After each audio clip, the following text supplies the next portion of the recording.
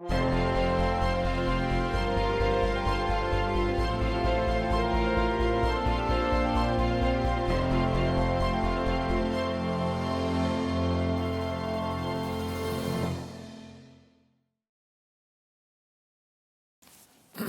evening. Have you had a good Sabbath? Have you been blessed today? I certainly have. Coming from Michigan, it's just a blessing to be here where the grass is green and the weather is warm. Not to mention spiritual blessings. It is truly a pleasure. So, as announced, this evening's message is iChild, and as you can see, okay, here it's up on the slide. This is an overview. This is an overview of a three-part series that I have. For those of you who don't know, there's exhibits off to the side of this building, but then in the building yet beyond, over there, there's another room and there's an exhibit in there. And you'll see DVDs and books and many things that I have to offer there, and I'll be there right after this meeting so you can take a look at those. And in those DVDs, you'll find a series called iChild, and that's a three-part series. And the subtitle is How Electronics Are Programming Our Children's Brains, because they are. However, you probably don't want to sit through 3 hours tonight, so we're going to do an overview. We're just going to look at some high points of that and some main issues that we find in children's media use. Now, I get various responses to the suggestion even that I'm going to talk about children's media use. Two in particular. One is, I've heard all the media talks about how bad it is, and yeah, I know, there's so much bad content out there, and I understand. Okay, that's good. That's not what we're going to talk about tonight, though. We're not even going to look at the issue of the content in media. We're going to look at the even supposedly good forms of media and how what we often think is an okay form of media for children, what is it actually doing to their brains? And the other thing I get often is, I don't let my children do bad forms of media, just educational media. We're going to look at educational media tonight also. So let's bow our heads with prayer and we'll get started. Father in heaven, thank you again, Lord, that we can come here this evening. And I just ask, Lord, again, for the outpouring of your Holy Spirit. Please open our hearts and minds to understand your truth, to gain deeper glimpses into both Satan's plan for our children and your plan. And I ask, Lord, that you'll speak through me. May this message be clear, and that I will only share your words. And I ask in Jesus' name, amen. I'm going to start a clipboard cycling around. There are 2 items on that clipboard. You'll notice a spot to put an email address. A Thinking Generation has a newsletter, not really newsletter, updates we send out every once in a great while. Don't worry, we're not going to flood your inbox with spam. You'd be lucky to get one every few months. And we just say, when iChild came out, hey, there's a new DVD available. If you're interested in some information, here's so we just try to make the information available. So if you want to be on that mailing list, no obligation whatsoever, but you can put your email on there and check the little box that says mailing list. Now, beside that little box that says mailing list, you'll also see one that says seminar. I know many of you are probably coming from various churches. You don't all live here at Hartland. And maybe you've thought, as we've talked this weekend, I think some people at my church would benefit from this. I do weekend seminars, specifically Sabbath seminars, where I come and we'll start with a sermon and we'll do a couple messages in the afternoon, real practical stuff that is helpful to families. So if you think, hey, my church could benefit from this, then check that little box that says seminar, and I'll send you some information about that. So that's circling around, obviously no obligation, but it's there if you're interested. Okay. A recent study found that children spend more time with electronic media than they do in any other activity aside from sleep. That's a lot of time. That's more than eating, more than school, more than playing outside, more than character development, more than other very important things. Now, children might be getting slightly more sleep than they are in media time. Young people, on the other hand, are actually spending more time in media than any other activity, including sleep. The current average for young people is 8 to 12 hours per day in some form of media, with heavy users as many as 18 hours per day. 18 hours per day, that's almost 24 hours, right? And even if it's 8 to 12 hours, that's almost half the day. 75% of children aged 0 to 8 have access to a smartphone, and nearly 40% of children are using tablets. Now, media has taken this generation by storm, and these are just a few points to illustrate that to us. But maybe you're saying, yeah, great, I know media, is becoming a big deal. This doesn't apply to me, though. I don't use that much media. My children don't use that much media, and I hope that's true. But I'm sure that you will agree with me that whether you use 8 hours a day or 1 hour a day, children and ourselves are using more media than we did 50 years ago. Am I correct? More than even 25 years ago, right? These are new developments. And whether we're using a little bit or a lot, the point is that this is something new in our children's lives. And so we need to ask the question, what is it doing to them? What are the effects? We don't have to spend time in shocking statistics to know that things are different now. And so we need to ask, well, what is it doing? We can't just absorb something without analyzing if there's possible side effects. I do find it interesting that never in history have we been so connected while our social lives are more shallow than ever. Or never have our children had so much to grab their attention while attention deficit disorders are on the rise. That doesn't make any sense. Kids have access to more information than they ever have in history while test scores and school performance are on the decline. What gives?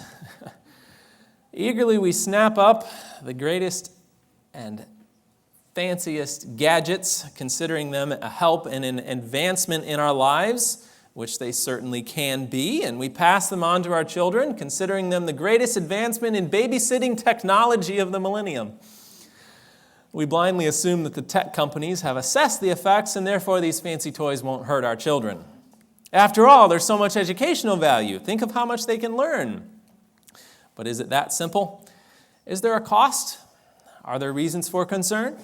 Are there side effects? If you go to the doctor for some disease and he prescribes to you a medicine, there's no doubt some fine print that has some side effects, correct? But why are you taking that medicine if it has all these side effects? Well, sort of when you decide is whether the side effects are worse than the benefits or whether the benefits are worse than the side effects. And that's exactly what we're going to look at this evening. We have benefits and we have damages. So will we find that the benefits outweigh the damages, or will we find that the damages are greater than the benefits? Would you agree this is a fair way to look at this question? All right. So what are some benefits that are commonly named for media, and especially for children's use of media? I'd like to hear from you. What are some common benefits named? Education, definitely. That is a big one. Anyone else? Did I see a hand? No. Common benefits. Sort of a babysitter. A babysitter, definitely. Maybe that's a damage. I'm not sure. Yeah, it could be both. Babysitter, definitely. There are many benefits named. Did anyone have any others? Yeah. Increases their intelligent capacity. Aha, increases their intelligent capacity. We're going to unpack that one quite a bit this evening. So, common benefits named. We have educational value for literacy and numeracy. We have social benefits. Children can communicate with others in a way that they couldn't have done in the past. There's better hand-eye coordination with certain types of gaming. Supposedly it helps creativity, although we've pretty much realized that's a myth. And it can teach good values. Are these benefits of media? Absolutely they are.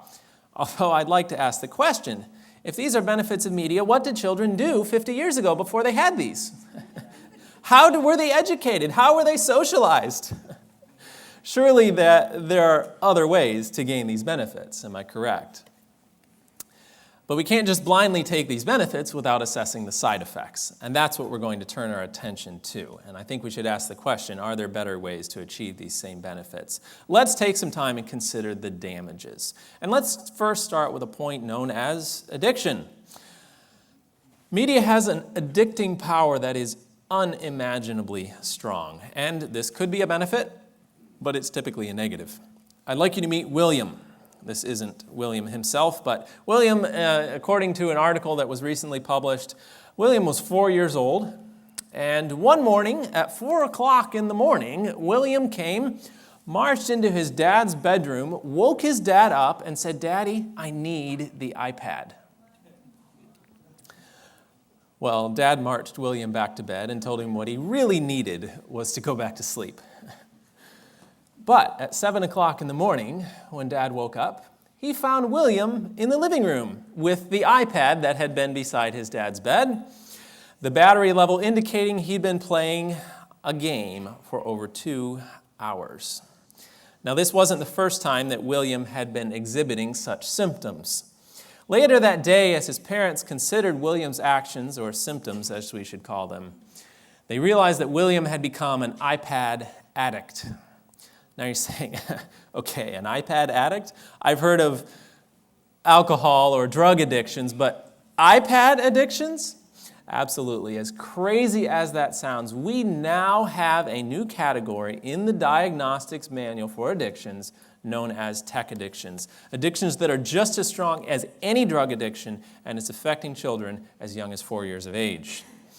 An article in the Telegraph was by mentioning a doctor by the name of Richard Graham, and he says that William is not an isolated case.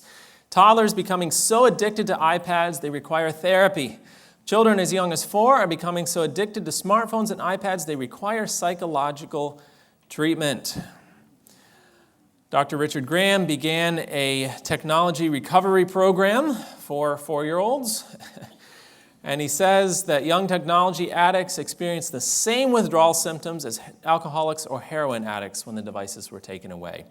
And to get their kids unaddicted, parents are paying Dr. Richard Graham's clinic nearly $20,000 for a 28-day digital detox program. Dr. Nicholas Kadaras, he wrote an incredible book called Glow Kids. If you want to know more about media's effect on children, read Glow Kids. It is definitely adult reading. It can be a bit graphic, and I wouldn't have chose some of the language he used, but it was very, very eye-opening. But he is one of the elite addiction specialists in the United States. He has worked with some very high-level cases. He's worked with the Navy. He's one of the best addiction specialists out there. And I found a quote, a quote from him very interesting. He says, "I've worked with hundreds of heroin addicts and crystal meth addicts. And what I can say is it's easier to treat a heroin addict than a true screen addict." Should this give us cause for concern? Should this make us a little bit worried? If we have something that is so powerfully addicting that it's easier to get off of heroin than this substance, the screens, that should make us approach this very, very carefully. Now, you may be saying, okay, great, I get this thing about addiction, but my child is not addicted. And that may be true. I hope that's true. But let's consider what constitutes an addiction. Suppose you were to diagnose and identify whether a particular individual had a tech addiction. What symptoms would you look for? Well, again, we only need to turn to science. The first thing you would look for was withdrawal. If separating the individual from a device or technology of some kind resulted in a withdrawal symptom or anxiety or depression, things like that, we would know that was a possible indicator of an addiction. In a 2011 study, researchers asked 1,000 college students to go without their smartphones for 24 hours. I was amazed they found 1,000 students willing to do that. They must have paid them something. 24 hours without their smartphones. Most of those students not only reported, but were tested for and had physical symptoms such as anxiety and depression. So if a child is irritable, anxious, or sad after having that device taken away, there's a possible indicator of an addiction. What other symptoms would we look for? Tolerance. Just like a drug addict needs stronger and stronger drugs to continue to be satisfied, that we find the same thing with technology use. A child, maybe 5 minutes was okay, now they need 10, now they need 15, now they need a half hour, next thing you know, they're addicted to it. If a child is always wanting more and more, there's a possible indicator. A loss of interest in other activities. A child who maybe once loved to play soccer and run outside and climb trees, now they just want to spend their time with the device. That's another indicator of a possible addiction. A lack of control. Addicts typically have an inability to control their usage, and I understand 4-year-olds are not famous for self-control. But if we notice that, and this really brings up another point. Actually, I'll get to that other point in a moment. But if we notice that a child is unable to control their usage, then that could be another indicator of an addiction. Deception or denial. If we catch children hiding their usage, that could be a possible indicator. But most addicts won't admit that they're addicted. You say, oh, you're addicted. No, I'm not. I can quit that anytime, no problem. There's another indicator of a possible addiction when they can't get away from it, and yet they say they're not addicted. A means of escaping reality. This is certainly one I have seen in working with some children, and for that matter, I've seen it in adults, that when a child has a difficult situation they're facing, or an argument, or just something that's a challenge to them, they want to retreat into the media-based environment because it's easier. And how many of you can relate to this? You just want to chill, and the first thing you do is you pull out your phone and you want to watch a video about something. It's definitely not applicable only to children. And losing opportunities is another factor in addiction. So I think perhaps that these symptoms of tech addiction may be more common than we'd like to admit. Are they not? As I looked at these, I said, wow, I need to watch my own device usage. I could see these things could possibly come up in my own life. And so, again, this isn't just about the children. But if we notice children with these symptoms, there's an indicator that they may be headed for an addiction.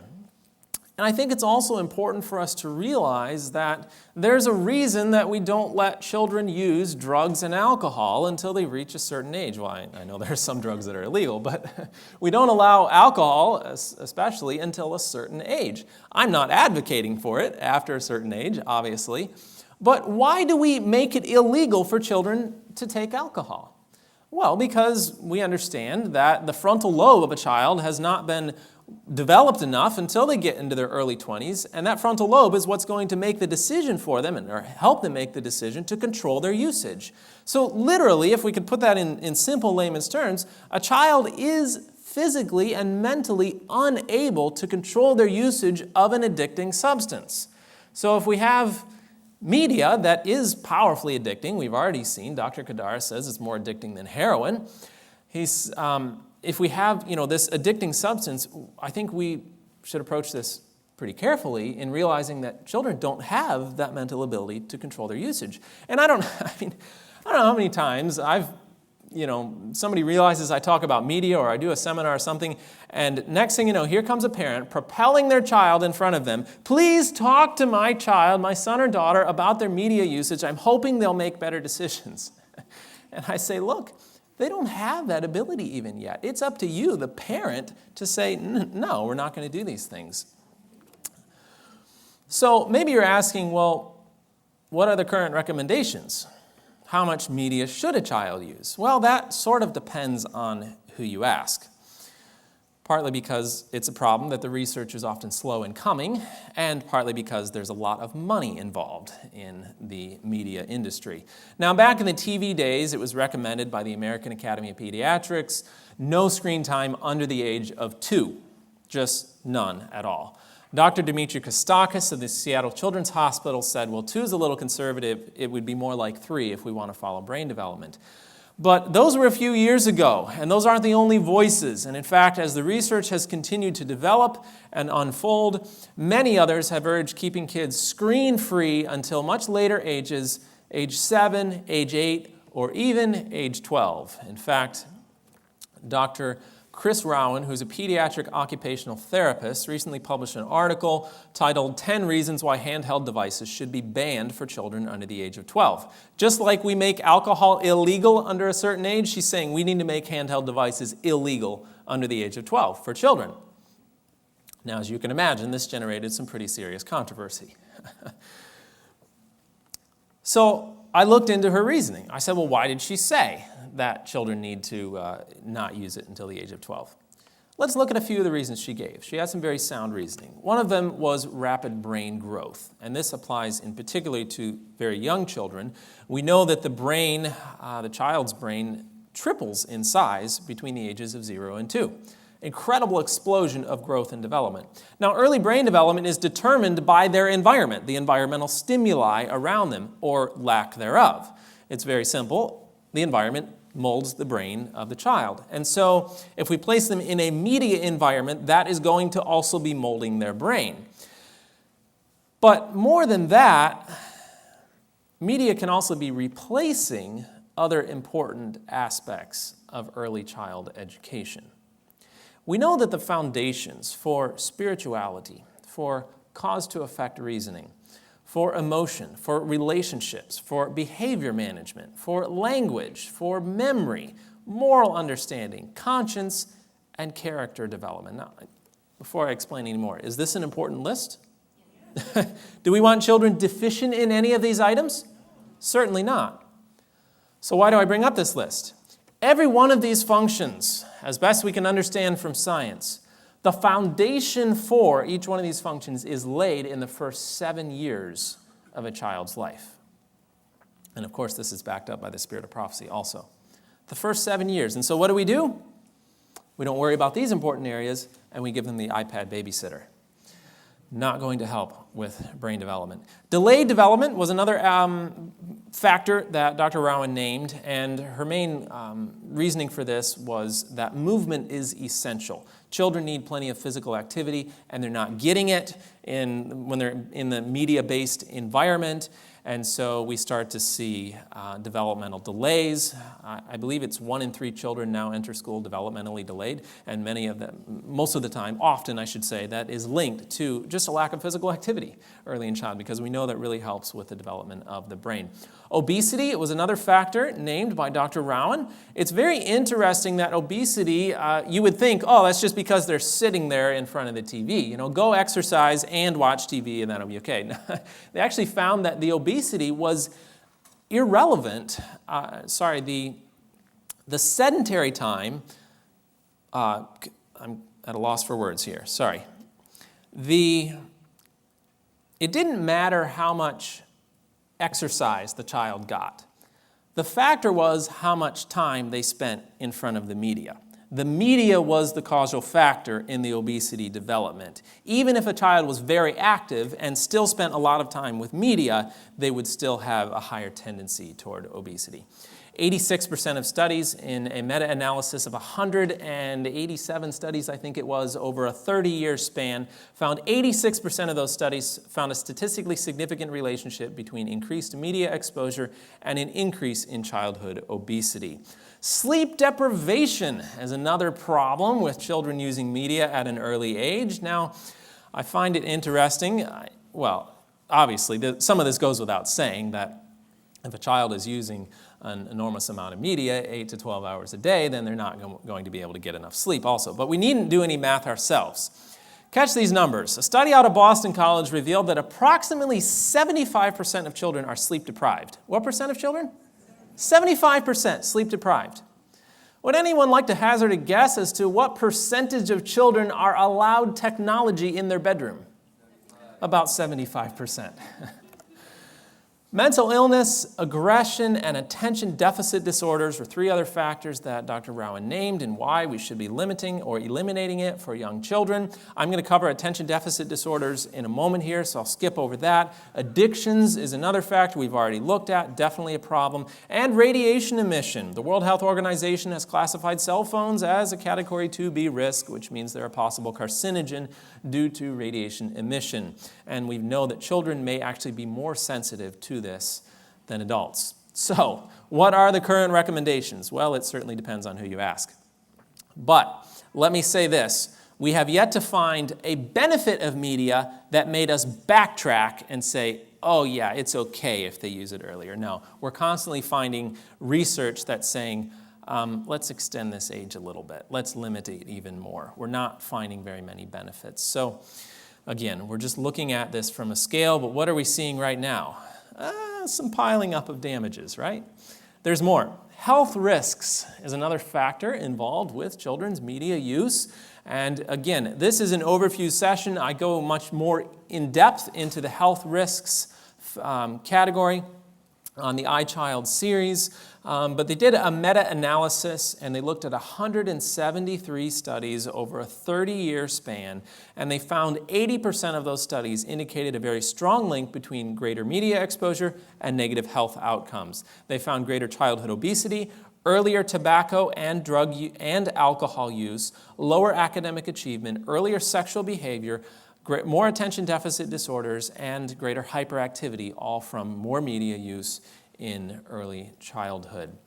Point number 4, eye damage. Now this one does not just apply to children. This one can affect every one of us. Screens are very damaging to the eyes. It's very bad it's bad for all of us, but it's especially bad for children and the developing eyes. Bloomberg News, 2009, the rate of nearsightedness in the U.S. has increased 66% since the 1970s. Nearsightedness. Now I'm going to talk tomorrow about how nearsightedness develops. Basically, the close-up work of both reading or close-up screens can really accelerate the development of nearsightedness. And so this is one factor, just the fact that typically when we're using our screens, we're fairly close to them. This is one aspect in the development of nearsightedness, and of course, I find it interesting that it's increased since the 1970s. What else has increased since the 1970s? Media use. Definitely a strong correlation there. They also found that children who spent less time outside were at a greater risk of developing myopia. And again, I'm going to explain more tomorrow about how it's the light we experience outside that helps decrease the development of, or prevent the development of myopia. But again, we have close up with the screens, and we also have not so much time outside. Children aren't running outside when they're sitting there in front of the screen. And so here's 2 factors already for possible damage to the eye.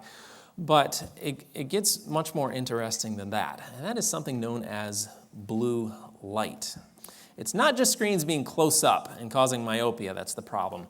It is the very nature of the light emitted by our screens that can be damaging to our eyes. So to help us understand this, let's look at how light works. So as we know, light exists on a spectrum of colors, at least the visible light is, and we have light that is not visible light, that's outside of this spectrum. But at one end of the spectrum, so this would be on your left, we have which color? Blue. I got that wrong. It'd be on your right. You have which color? Red. Okay. I'm trying to mirror this image here. Okay, so you have red light on your right. This is long wavelength light, and it is also low energy light. So longer the wavelength, the more low energy it is. As we move through the visible spectrum and we get closer to blue, the wavelength of the light begins to get shorter, and the energy levels start going up. So that by the time we get to blue, we have very short wavelength and very high energy. Now, if we go past the blue, does anyone know what is just past blue? Ultraviolet light, exactly. We see the effects of this very short wavelength, high energy light every time we get a sunburn. That is ultraviolet light. So, what's the big deal with the visible light spectrum and blue light? How does this apply to screens? Well, blue light itself isn't all that bad, but too much of it, or a high concentration of it that is not balanced by other colors in the spectrum, can certainly be damaging, and screens are chock full of it. The light from our devices is short wavelength enriched, meaning it has a higher concentration of blue light than natural light. Now you say, now what if I'm looking at a yellow object on the screen? Am I getting blue light? Yes, you are. It is not necessarily the color of what you're looking at. It is the nature of the illumination used to make that screen visible. But what's the problem with a high concentration of blue light? How does that affect the eyes? Well, again, let's think back to our visible spectrum. We know that our eyes have natural filters in them that cut out about 98% of ultraviolet light, 98 to 99%. You see, people have been living without sunglasses for thousands of years, and I'm not saying that sunglasses are good or bad. There's some various issues involved there. That's not the point. But the point is that our eyes have built-in filters that cut out the ultraviolet light. Why? Because it's high energy and would be quite damaging to our eyes. But as we enter the blue light of the spectrum, it's now visible. Do you think our eyes are going to filter visible light? No, of course not. We need to see that kind of light. And so we're looking at a screen that is short wavelength enriched. It has a high concentration of this high energy blue light. It starts bypassing the eye's natural filters. And it goes right to the back of the eye and starts burning into our retinas. Blue light penetrates all the way to the retina, which is the inner lining at the back of the eye. Laboratory studies have shown that too much exposure to blue light can damage the light-sensitive cells in the retina, and this causes changes that resemble those of macular degeneration, which can lead to permanent vision loss. I probably don't have to explain that this is not going to help anything either. But the more close we bring it, the worse it's going to be. Now, let me clarify, not all blue light is bad. Sunlight actually has a lot of blue light in it, even though it is a more balanced light. And we know that this type of light helps us with alertness, with mood, with cognition, with memory, and most importantly, our circadian rhythms. Oh, but here we see another problem. Sunlight helps us with our circadian rhythms because of this high concentration of blue light in it. What do you think the screens are going to be doing to our circadian rhythms? Well, they're certainly going to be affecting them. Okay, so you get up in the morning, you go outside, and you get some sunlight, and your brain says, your body says, because of circadian rhythm and the light that you're receiving, hey, lots of blue light, time to wake up. What happens, though, if you're laying in bed, ready to go to sleep? Your brain says, hey, lots of blue light. It must be time to wake up, even though it's in the evening.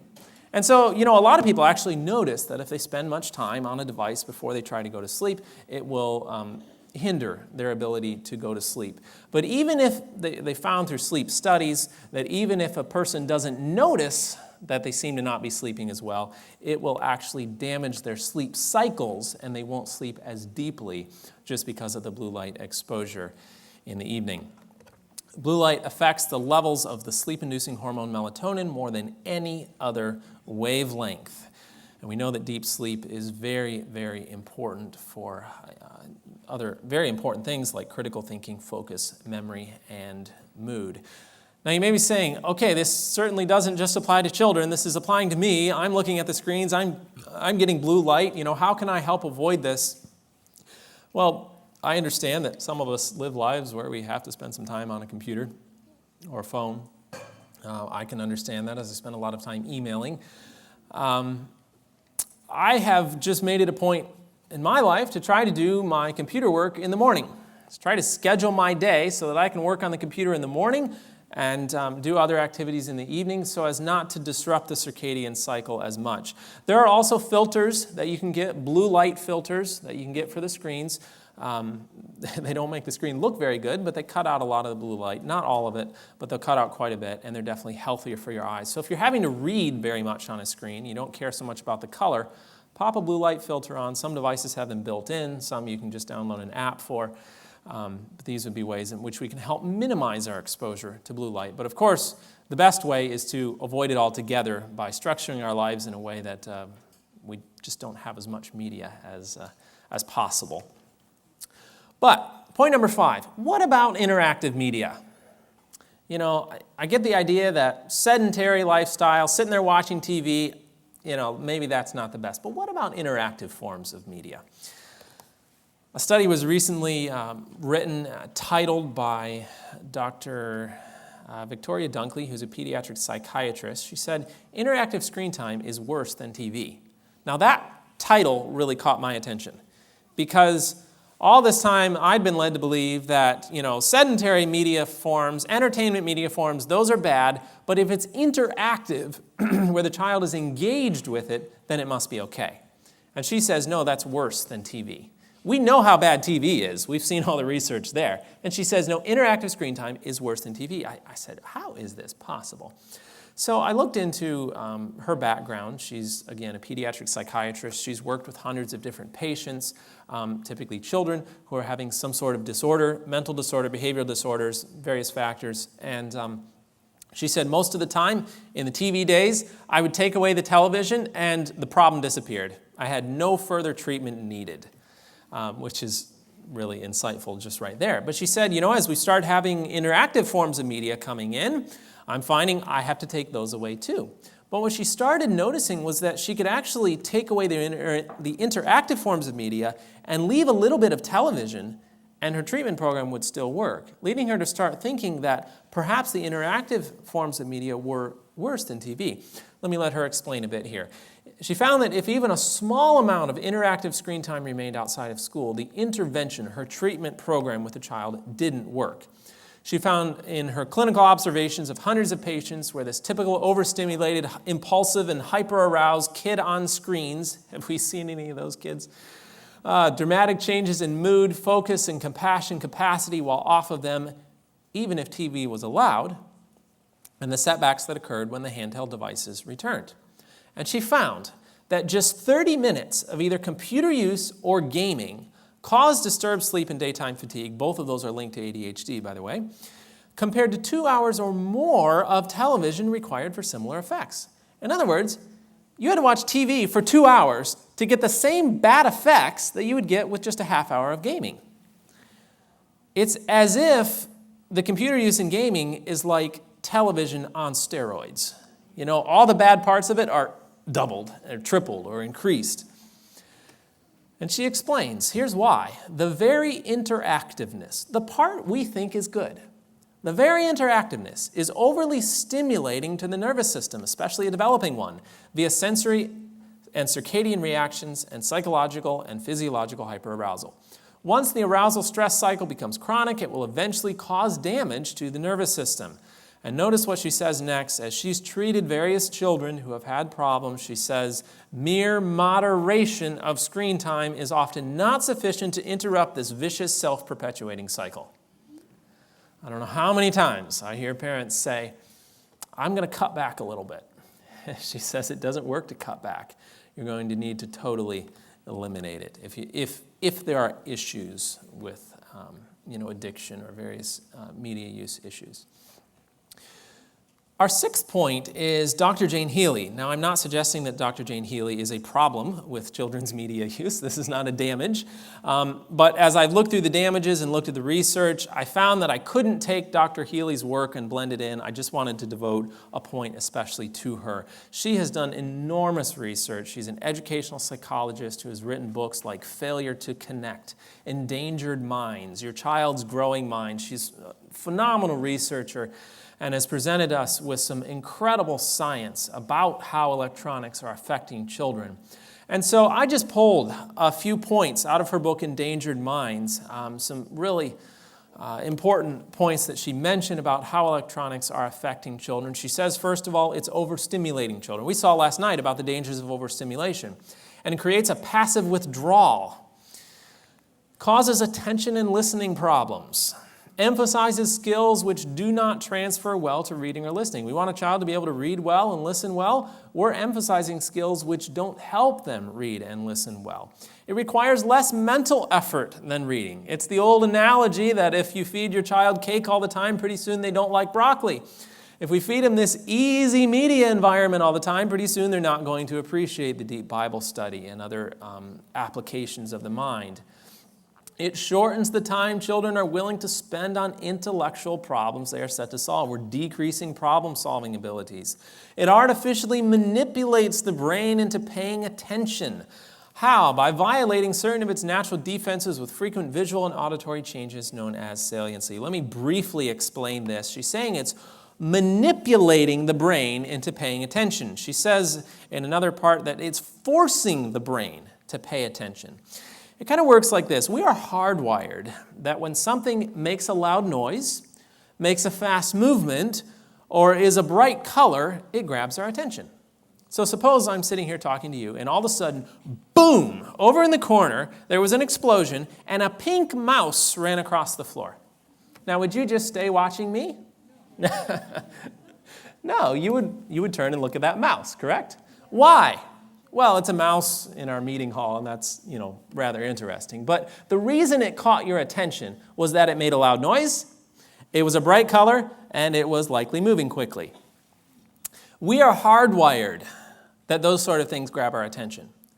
The developers of media understand that very well, and they design even the best educational documentary you can watch is chock full of quick scene changes and camera zooms and bright colors and music, at least, if not loud noises, to grab your attention. This stuff is programmed to pull us into it and to force us to pay attention. And we're going to see a problem with that with attention deficit disorders in just a moment here. It induces neural passivity, Dr. Healy says. Now, neural passivity, that's a complicated term for something that's very, very bad. Neural referring to our brain cells, and passivity referring to not doing anything. So the brain is actually, we're inducing the brain to not be active. It reduces the brain's ability to remain actively focused on a task. And lastly, she says, television especially, but this was written a little bit ago before the whole media and gaming scene came. But she says that television, and we know that the other forms of media, have a hypnotic and neurologically addictive effect on the brain. How? By changing the frequency of its electrical impulses in ways that block active mental processing. So, I have parents that say, well, you just took away my best babysitter. Nothing holds my child's attention like the iPad. And I say, you're absolutely right, because it's engineered that way. It is designed to force them to pay attention and hypnotize them. I see it all the time, traveling, especially on airplanes in airports. You see the squirming, crying child. The mother has to calm them some way. What does she do? Pull out the tablet, put it in front of the child, and moments later, they're totally zoned out, completely hypnotized. So, how's our scale looking right now? Well, tipping toward damages, is it not? I want to turn our attention now to, so what you just heard was a little bit from the first session in the iChild series, Uninformed. Let's turn our attention now to a bit on educational media. This is commonly given as an argument in favor of children's media use. We hear it from teachers and parents alike. Yeah, we know the media is bad, but I only let them do educational things. So, is educational media good or bad? Well, let's first take a look at the school system and how it's going with the push for educational media right now. Kyrene School District in Arizona has decided to become innovative. They've gone all out when it comes to educational media. Now, since 2005, at the time of this article, they had spent nearly $33 million on educational media for their district alone. And they had an additional $45 million on the budget to be spent for educational media. That's over $70 million in the budget for educational media in a single school district. Now, do you think a district that is pouring this much money into the educational media and the training and everything that goes along with it, if there are any benefits to be found with educational media, do you think this school district would be seeing some benefits? Yeah, they better be. They've spent a lot of money on it. So, how's it going for them? Well, since 2005, the very date that they started implementing this, scores in reading and math have stagnated in Kyrene, even as statewide scores have risen. Everywhere around them, scores are getting better. Their scores, with over $70 million on educational media, stagnated. They asked the district superintendent, David Schauer, what do you think? How's it going? Has it been worth all the money you've spent on it? He says, well, my gut is telling me we've had growth, but we have to have some measure that is valid, and we don't have that. Now, I'm no business person, but I really think that my gut is telling me is a really poor reason to spend $33 million. Now, Now, I understand test scores can go up and down for many reasons. Maybe that's not the only factor here. But if we look across the country, something is not adding up. Billions of dollars spent on educational technology, and it's not benefiting the children, according to the test scores. In fact, they did a $10 million study by the U.S. Department of Education. Probably some tax dollars at work here. A $10 million study of 15 educational software products. And I looked at what those software products were. They're basically all the main ones that are currently in use. And it's the most extensive federal study yet to follow methods that the U.S. Department of Education considers scientifically rigorous. What were the results? This should be fairly conclusive, right? Here's a quote from the study. They found no difference in academic achievement between students who used the technology in their classrooms and youngsters who used other methods. No difference. Now, I find it interesting, they found no difference. And here they are comparing the standard classroom with an educational media-based classroom. But what is the main cry given by the educational systems now? We don't have enough money for teachers. Suppose we took that $73 million, or whatever it was, and put that into hiring more teachers to decrease our class sizes and spend more individualized attention with the students. Do you think we would then find no difference? No, I think we'd find a vast difference between the educational media-driven classrooms and the classrooms with just a few students per teacher who had that intensive time with the students.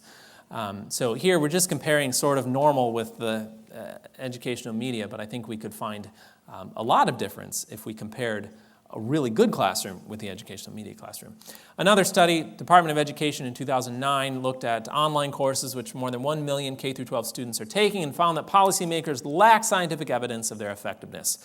Educational software is not an improvement over textbooks. Tom Vander Ark used to work for the Bill and Melinda Gates Foundation. He's now an investor in educational media companies.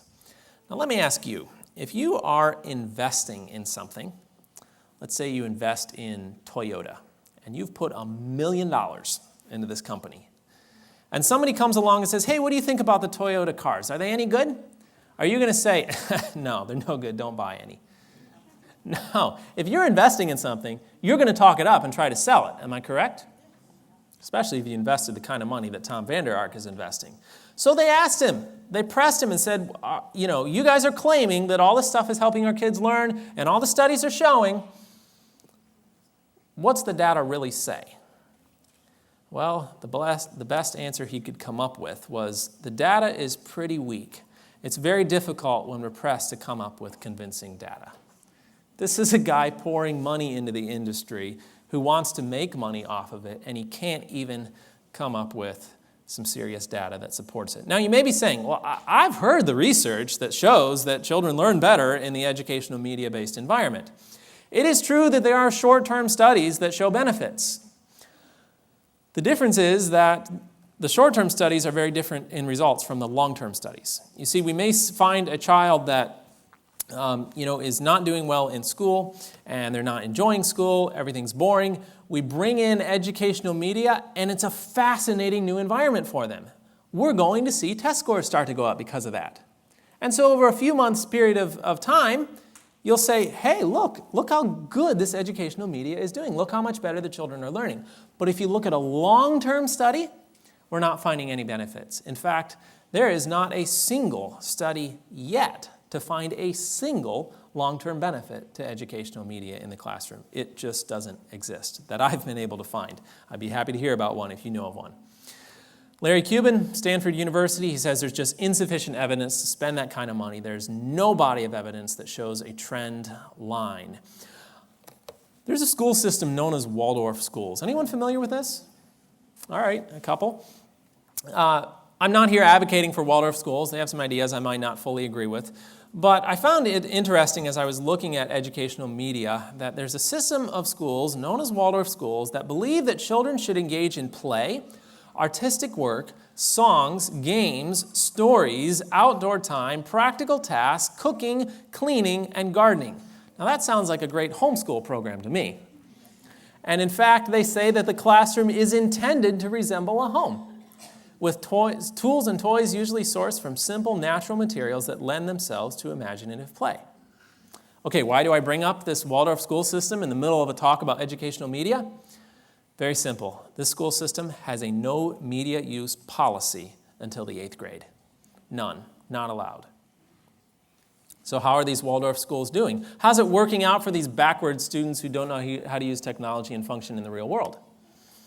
Very well, actually. They produce some of the best students in the world, with most of them, I believe it's 94%, go on to prestigious universities. But what's even more interesting is that there are an unusually high number of these schools in and around the Silicon Valley. Process that one. In and around the Silicon Valley, we find a lot of Waldorf schools. Why? Well, of course, they're producing good results, so these big tech company CEOs want to send their children there.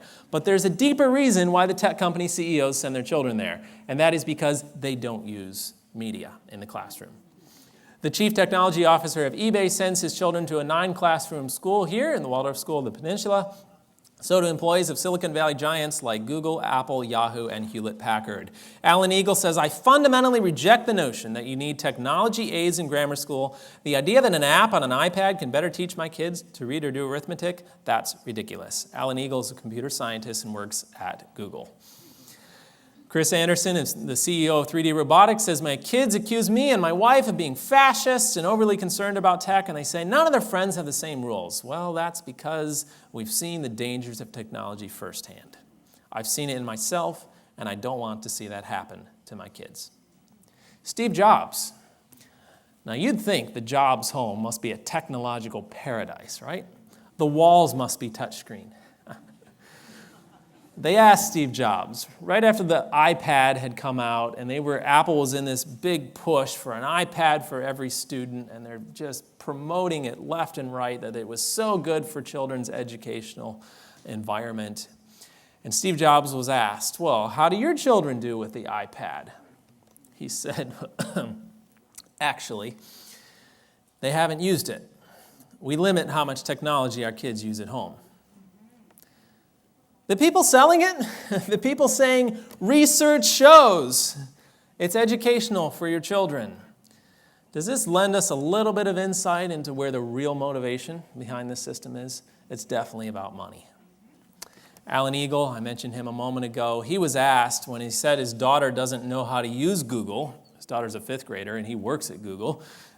He was asked, well, how are your children going to learn how to use technology? He said, it's super easy. It's like learning to use toothpaste. How many of you spent years learning to use toothpaste?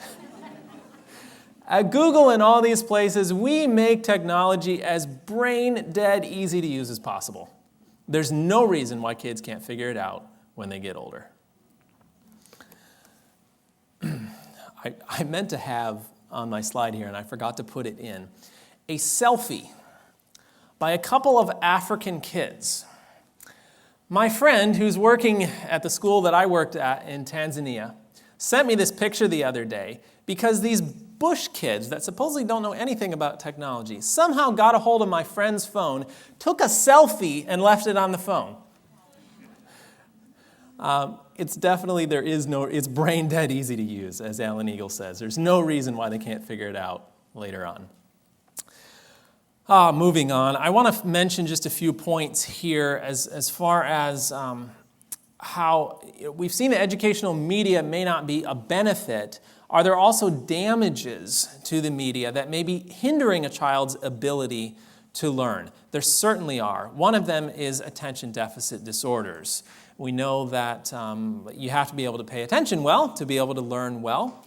What is attention? Well, it's the concentration of the mind on a single object or thought. But question, is media a single object or thought, or is it many objects or thoughts? Well, it's many. It's a constant bombardment of many different objects or thoughts. And that's precisely the problem we begin to see with the link between media use and attention deficits, is that it is designed to hold a child's attention. And I just don't have time to look at all this, but I want to get to our main point right here. This really sums it up. As children are conditioned to having something else hold their attention, they lose the power to hold the attention for themselves. Does that make sense? We bombard the mind with a constant forcing of their attention, constant pull toward hypnotism. And as they become conditioned to this environment, pretty soon paying attention to something that isn't forcing them to pay attention becomes a lot harder, and they're not so interested in it. School, books, and study just no longer seem interesting. There are many different studies that we could look at. This one comes from Dr. Jennings Bryant, who has worked on the planning committee for a lot of the educational software out there. And he says, we work so hard to grab a child's attention that sometimes I'm afraid we forget the learning. We may have created a child who was so reinforced to go after the excitement and rewards that the learning was almost secondary. I think of a game I played on my grandmother's old Macintosh computer when I was just a kid. She didn't know about all this research, so we'll give her a break there. But she wanted to teach me something or another, and so she let me play this computer game. And I asked her about it a while ago. I said, what was the subject of that game? She's like, I think it was math. And I found that interesting, though, because as I thought about it, I couldn't remember what the subject of the game was. What did I remember? I remember the reward I got. I remember that if I got enough right answers, I got to play a game. That was all that stuck in my mind. And of course, my grandma's looking at it going, well, hey, he's getting all the right answers, and so he must be learning a lot. I was going after the rewards and the excitement, and the learning became secondary. There are many more studies. I'm not going to look at them all. You'll have to watch the iChild series. Common Sense Media found clear connections with ADHD. The Journal of Pediatric Psychology, the American Academy of Pediatrics, Dr. Dimitri Kostakis, a study published in Everyday Health, a study published in Psychology Today, Dr. Victoria Dunkley. Over and over and over and over, we find studies indicating clear connections with attention deficit disorders and media use. As Herman Maurer put it well, we're headed toward a global attention deficit syndrome. Point number 2, digital dementia. Again, you're going to have to watch the iChild series to get a full explanation on this. Have you heard of dementia before? Yeah. All right. What age does dementia usually come along? Well, later on, yeah, not too early on. Well, they're finding something now termed early onset digital dementia. And they're finding about 15% of the population in 2 countries they've done studies on, South Korea and a study out of UCLA in California, found 14 to 15% of the later teenage population experiencing a deterioration in cognitive abilities that is more commonly seen in people who have suffered a head injury or psychiatric illness. Memory problems. Many children don't memorize anything because they can Google it. Brain imbalance and right hemisphere damage. We know that the right hemisphere is very important for many things. I'm skipping through all this because the most important thing, the right hemisphere is critical for spiritual strength. And we're finding that media may be damaging to a child's right hemisphere. Anterior cingulate cortex damage. This is an area of our brain located within the frontal lobe that helps us make decisions more specifically or more importantly. If you look at the bottom of this list, it helps with error detection. Is that important for Christians? And the center of the free will. We find that media multitasking, which can be both using 2 forms of media at the same time or also just this constant bombardment moving from one form to another. You know, you're doing a research project and you Google something and you switch back to this screen and that screen and you search that thing and you copy and paste, and that can be another form of media multitasking. They find that higher media multitasking activity is associated with smaller gray matter density in the anterior cingulate cortex. Again, lots of studies here. You'll have to watch the DVDs. Have we seen enough damages? We could pretty well stop right here. I want to just mention to you, though, what is an alternative? Let me get to this. What are some natural alternatives? Here we go. How about playing outside? They found children who play outside are more fit and healthy. They have stronger immune systems, more active imaginations. They're more creative. They have reduced stress and lower anxiety, less aggressive and violent behavior, increased attention span, and better cognitive functioning, which is interesting. When you look through each one of these points, they are pretty much the opposite of what media does. It's God's perfect antidote for the media environment. Fresh air, we find, again, stronger immune systems, fewer allergies, lower incidence of asthma. Sunshine provides vitamin D, improves eye health, which media certainly does not. Reduces the risk of diabetes and heart disease, raises the serotonin levels, positively affects sleep by adjusting circadian rhythm and melatonin levels. Again, we find these natural things that are opposite to the bad effects that media are causing. So what kind of mud would you like your child playing in? What kind of gardening would you like them doing? You just can't get tomatoes from an app on your smartphone. Useful work, we know, teaches cause to effect reasoning, hand-eye coordination, problem-solving skills, perseverance, time management, discipline, communication skills. Useful work is vital for children. And if your child can use a smartphone, they can easily operate any of the above. True, yes. Nowadays it's like almost child abuse to make them do the laundry. But it really should be child abuse to allow them to spend all their time on these devices. And let me just make a final point here. It's not just the children. Many times we forget of the example that we're setting, for one, but we also need to realize that it can take away from parents' important time with their children. As they're spending all the time on the devices, what kind of message is that sending to the child when they just need their parents' attention?